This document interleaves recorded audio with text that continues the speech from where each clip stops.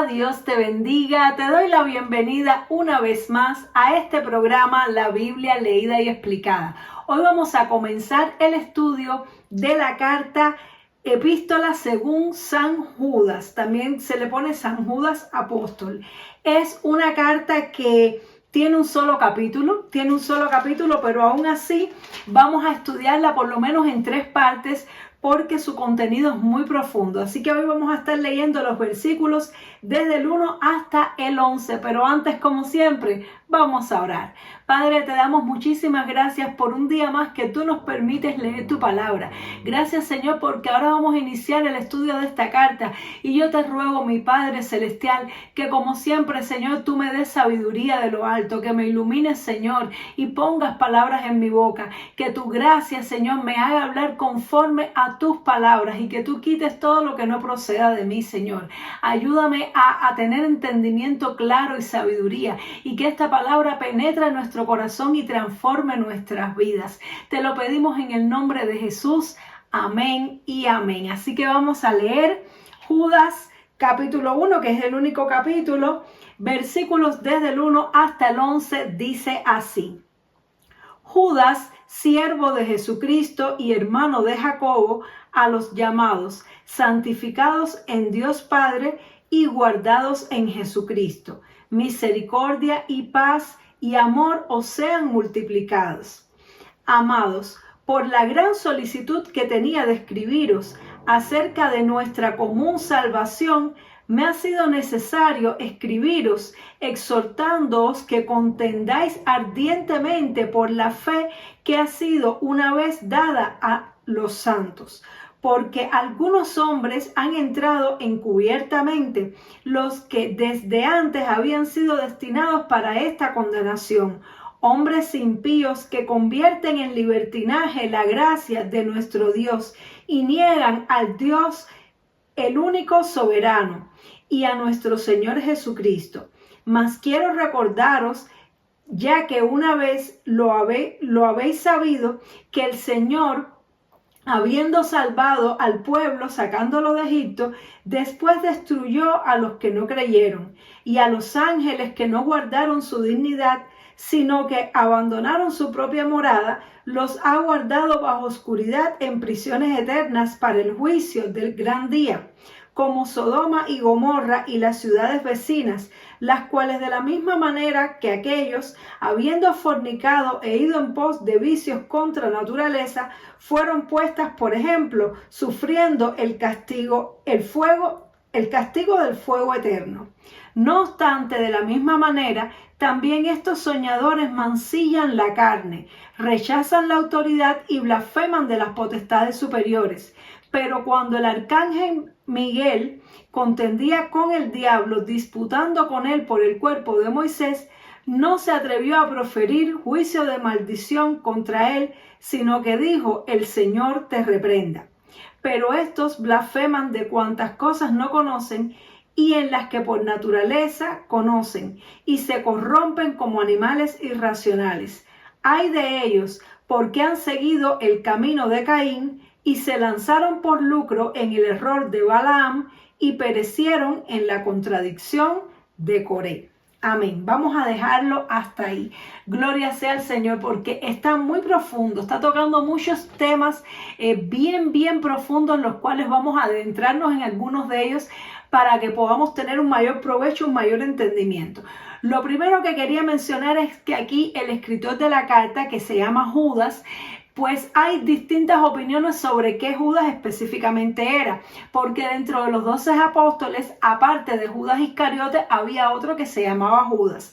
Él dice asimismo que es Judas, hermano de Jacobo, y se cree que este Jacobo del que él está mencionando es el hermano de Jesús. Así que en otras palabras es muy probable, y los historiadores, la mayoría concuerdan en que este Judas del que se está hablando aquí, aunque en la Biblia dice San Judas Apóstol, se cree que este era uno de los hermanos de nuestro Señor Jesús, pero que ellos mismos no se atribuían decir que eran hermanos de Jesús porque no miraban a Jesús según la carne, sino que lo estaban mirando en el Espíritu como Señor.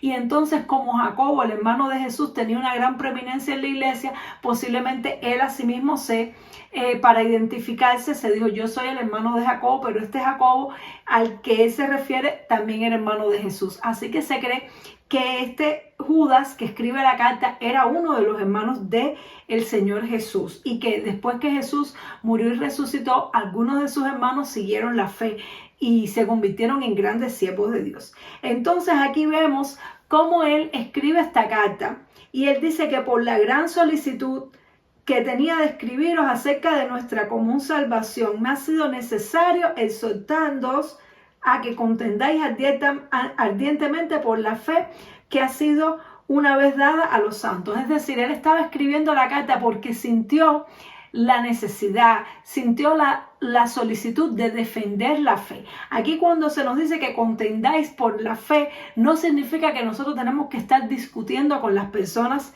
acerca de la fe y de cuestiones de fe, ni intentando convencer a nadie. Hay personas que han malinterpretado este pasaje como queriendo decir que uno tiene que estar discutiendo y contendiendo y como decir, casi que convenciendo por la fuerza a las personas de la fe. Pero no es eso lo que él está diciendo, sino el hecho de que nosotros tenemos que defender la fe exponiendo la verdad.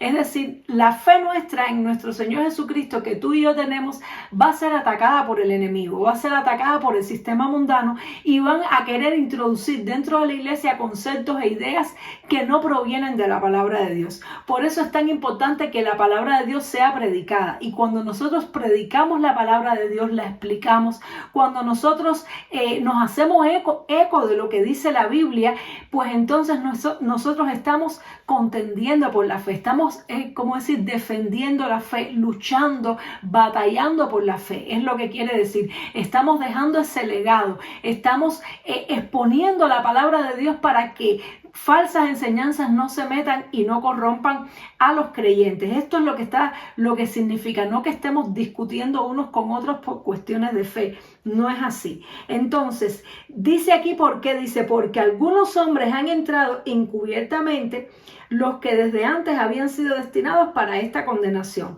Hombres impíos que convierten en libertinaje la gracia de nuestro Dios y niegan al Dios único soberano y a nuestro Señor Jesucristo. Es decir, él sintió la necesidad de exponer la verdad, de exponer la palabra de Dios, de contender por la fe, de defender la fe. ¿Por qué? Porque en la iglesia estaba sucediendo ya desde aquel entonces un fenómeno. Es decir, falsos maestros, falsos profetas, falsos siervos, personas que se estaban introduciendo en la iglesia queriéndose, es decir, aparentemente personas que habían creído en el Señor, aparentemente personas que se habían arrepentido en el pecado, de sus pecados, pero en realidad lo que estaban es usando la plataforma de la iglesia para sus intereses y beneficios personales. Porque no es menos cierto que la iglesia es un lugar muy inclusivo, es un lugar donde se le permite la entrada a todo el mundo, no importa cuál sea su trasfondo, su condición, y hay personas que entonces quieren aprovechar este marco de la iglesia para ganarse una audiencia, para ganarse seguidores, para lograr un lugar que a lo mejor en la sociedad no han podido lograr. Y entonces estas personas aprovechan el evangelio y aprovechan la obra del Señor para hacerse de sus propios seguidores personales, para que la gente no siga a Jesucristo, sino que lo siga a ellos. Y para muchas veces, peor aún, beneficiarse económicamente de la gente, hacerse servir de la gente. Por eso el Señor tanto enseñó de que el líder no es el que es servido por los demás, sino el que sirve a los demás, porque muchas de estas personas les gusta ser servidos y entonces aspiran a tener influencia y cargos en la iglesia para que los demás les rindan culto, les rindan pleitesía y les sirvan. Entonces estas personas dice que han entrado encubiertamente, es decir, haciéndose pasar porque están arrepentidos, porque, es decir, emplean todo el protocolo para poder introducirse dentro de la iglesia e incluso ocupar cargos y liderazgos, porque dice falsas doctrinas y falsos maestros. Y luego que están ahí, entonces empiezan a trastornar las doctrinas.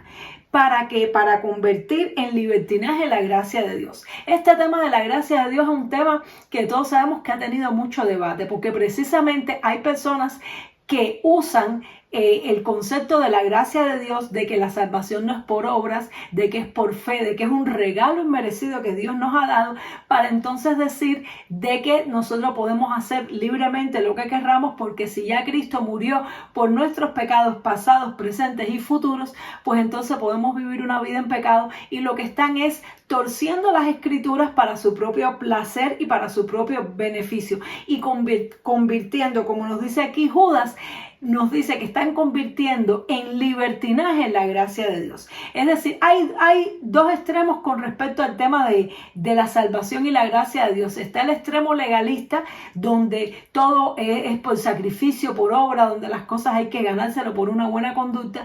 Y está el extremo del libertinaje, que es: no importa lo que yo haga, soy salvo, porque lo único que tengo que hacer es creer en el Señor Jesucristo, pedir perdón, y pues venga, puedo hacer todo lo que quiera, que no pasa nada. Y ninguna de las dos cosas son así, porque en realidad la salvación es un regalo, es una gracia inmerecida, pero es una gracia en la cual nosotros, cuando creemos y realmente tenemos fe, ella produce obras, produce un cambio de conducta, un verdadero arrepentimiento. Pero estas personas empiezan a cambiar las doctrinas, empiezan a torcer las escrituras.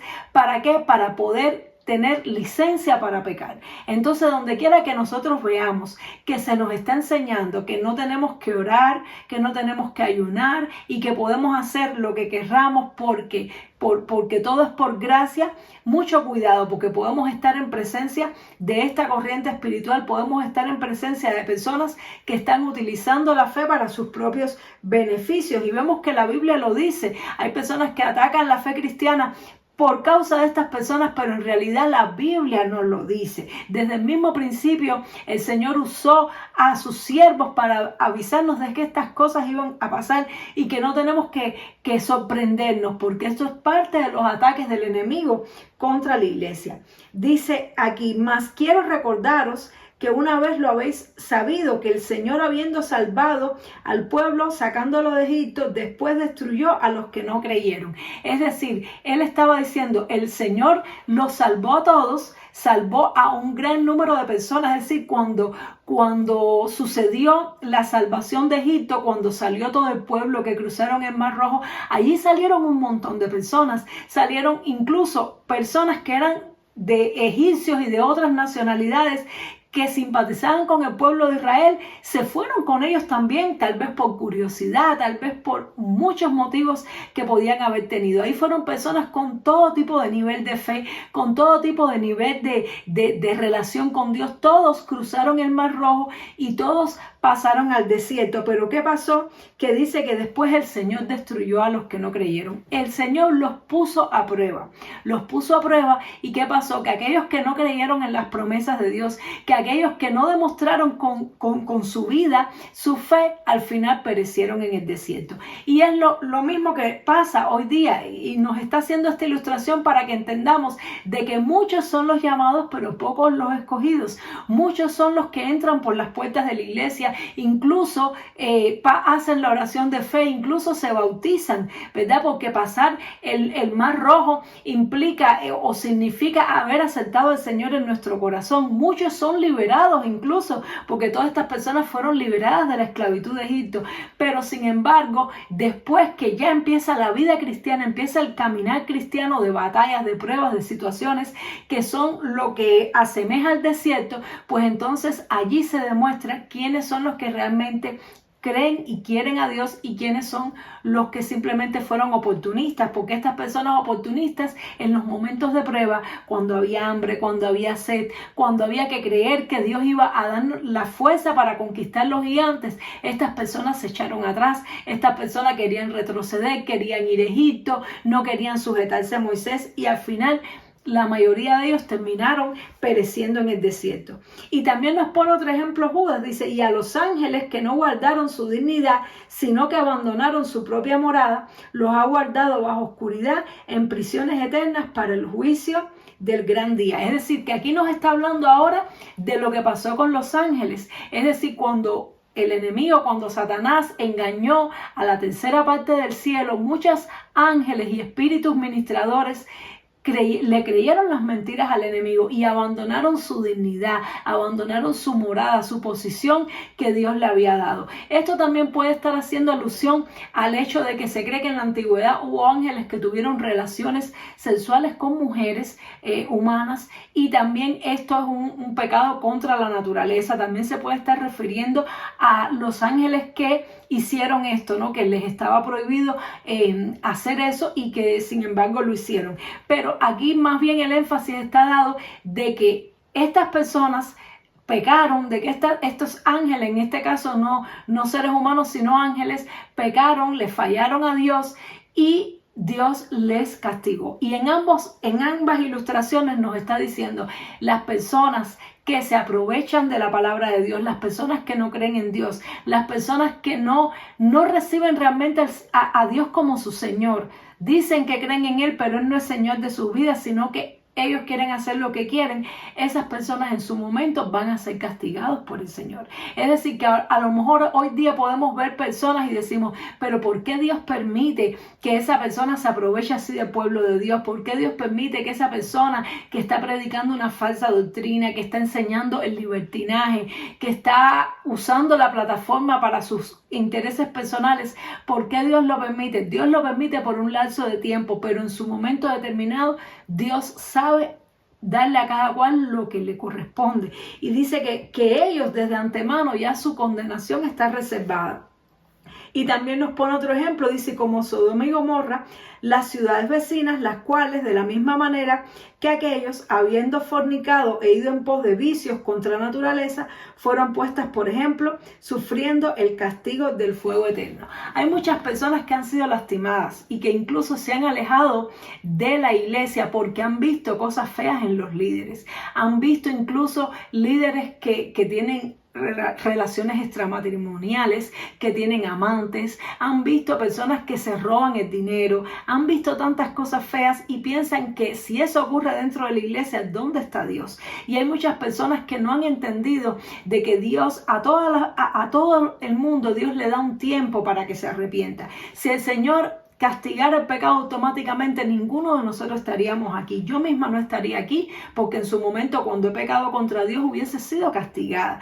Todos nosotros hemos cometido errores, y si Dios no fuera misericordioso y no nos diera tiempo para que nos arrepintiéramos, todos hubiéramos perecido ya. Entonces, cuando vemos que Dios permite determinadas cosas, no significa que a su tiempo Dios no va a usar de una disciplina fuerte, porque en los tres casos, tanto en el pueblo de Israel que salió de Egipto y no creyeron en Dios, los ángeles que abandonaron su morada, y dice que ellos están esperando el gran día, el juicio final, para recibir su castigo eterno.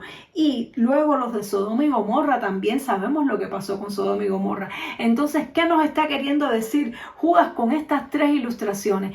Que esas personas van a recibir un castigo bien fuerte del Señor, porque peor que hacer negocios ilícitos en el mundo, peor que estafar y hacer cosas malas y robar en el mundo, es hacerlo dentro de la obra del Señor, siéndole de tropiezo a los creyentes y siéndole de tropiezo a los que no creen en el Señor. Entonces, tristemente, estas personas que están abusando de la gracia, abusando del libertinaje, abusando de la paciencia de Dios, que no los castiga al momento porque les da tiempo para que se arrepientan, quieren seguir en sus pecados, quieren seguir en sus cosas malas, y lo que se están haciendo es acumulando castigo para el día del juicio. Y vemos como aquí dice en el versículo 7, dice que Sodoma y Gomorra fueron puestas, por ejemplo, sufriendo el castigo del fuego eterno. Y esto está súper interesante, porque el castigo sobre Sodoma y Gomorra fue azufre y fuego.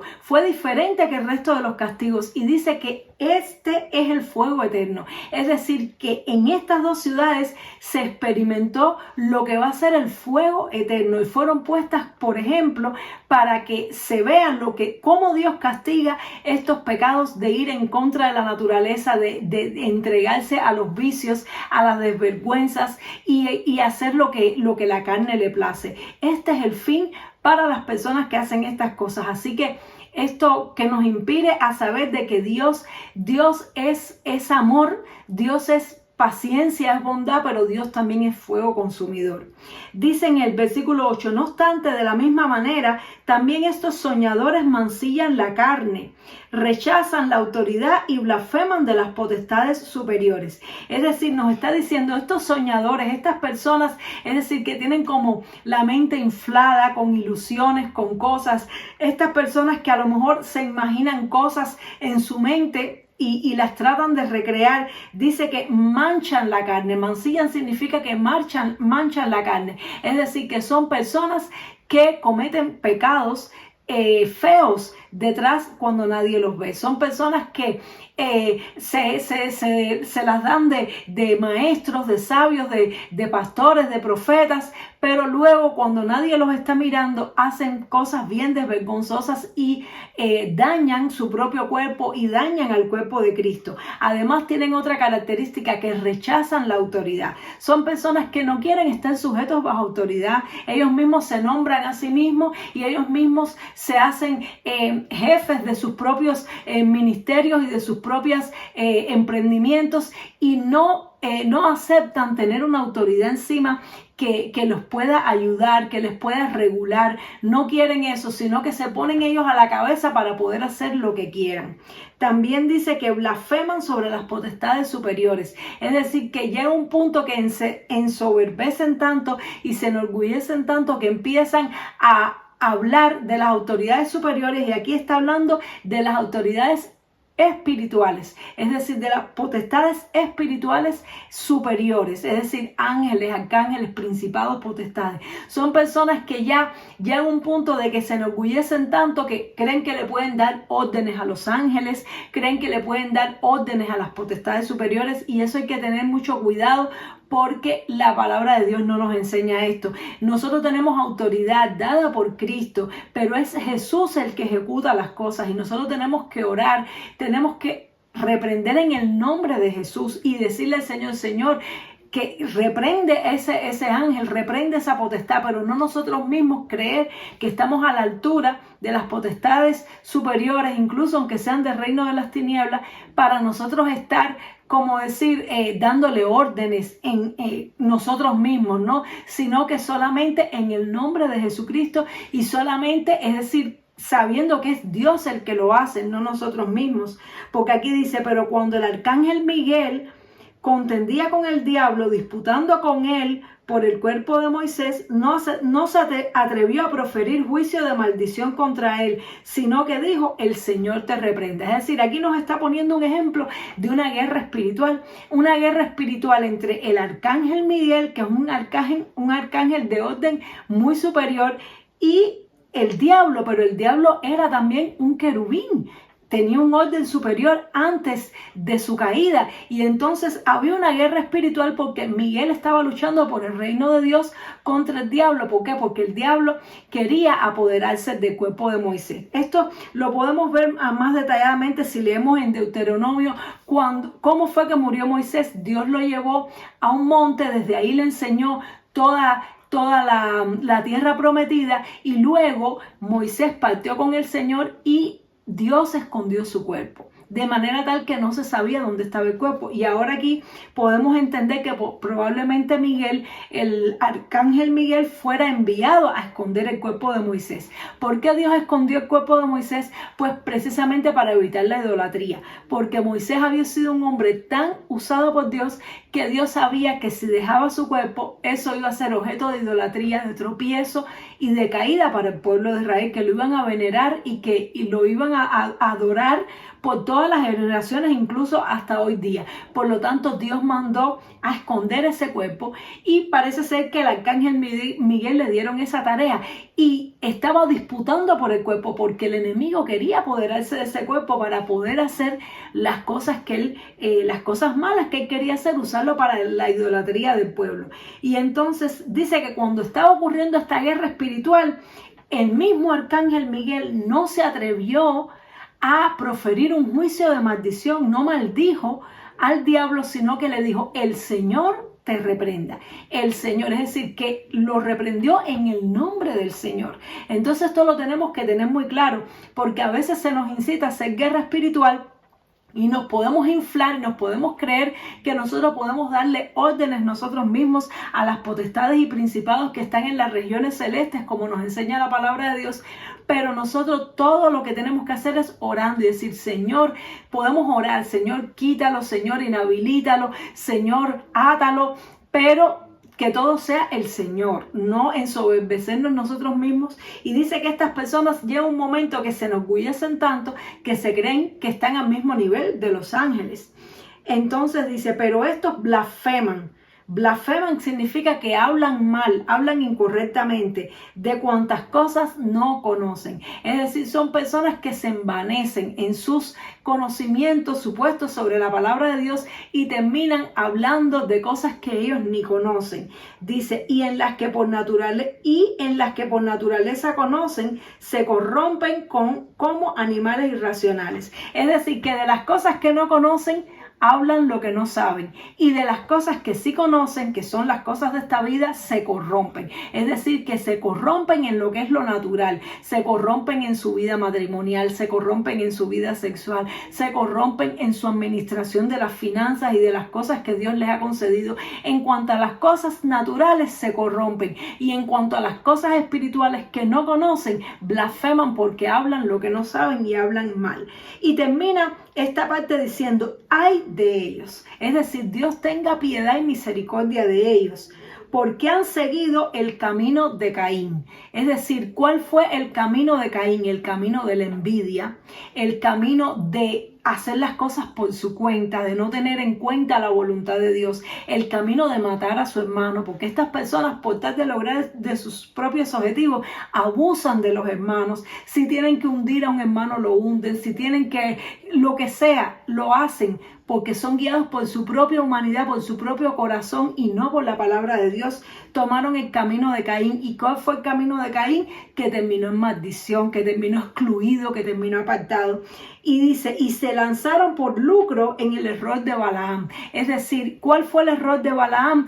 Que Balaam era una persona que profetizaba, era un profeta hasta cierto punto, porque no era un profeta como Elías ni como Eliseo, pero era una persona que tenía ciertos dones para profetizar. Sin embargo, él profetizaba por dinero. Entonces, el camino de Balaam, el error de Balaam es hacer la obra de Dios a cambio de ganancias económicas. Dice que ellos cayeron, se lanzaron por lucro en el error de Balaam. Es decir, que estas personas usan la obra de Dios para sacar dinero, para sacarle dinero a la gente, para ellos poder vivir una vida pomposa, llena de lujos y llena de lucro. No significa que la obra del Señor, por supuesto, el que sirve a Dios y el que es pastor de una congregación o tiene un cargo a tiempo completo en la obra de Dios, debe recibir una porción de las ofrendas para su vida, pero eso es una cosa. Y otra cosa es cuando esta persona convierte todo su ministerio y todo lo que hace prácticamente en un negocio para lucrar con la fe, para hacer mercadería de nosotros, como leímos anteriormente en las cartas de Juan. Y entonces, ¿qué sucede?